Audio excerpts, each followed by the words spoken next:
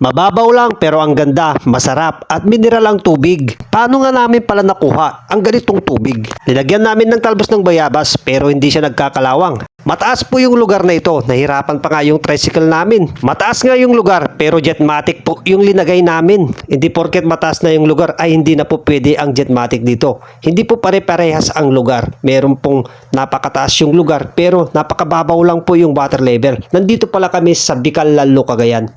Kung titignan mo talaga, medyo mataas po itong lugar na ito. Dito na nga namin sinimulan mag-drill.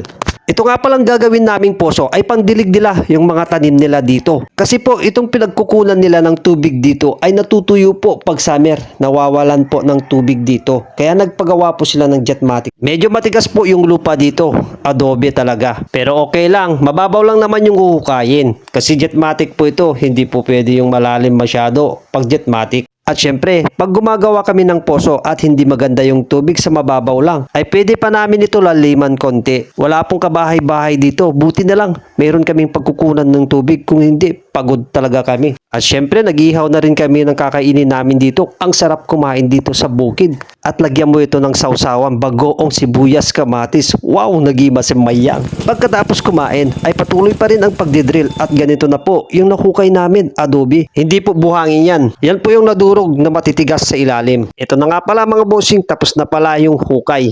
Itinaas na po yung mga tubo. At ito na po yung mga naibaon na tubo. Bibilangin po natin ito. 1, 2, 3, 4, 5, 6, 7, 8, 9, 10, 11, 12. Ugas sa bana, nagpartasag bilang. Ito mga bossing, ilalagay na po yung poso. At matetesting na natin kung malakas nga yung tubig o nag-aamoy kalawang nga ito. Ayan, magpapalinaw muna tayo mga boss. Yun, medyo malakas po yung tubig mga bossing.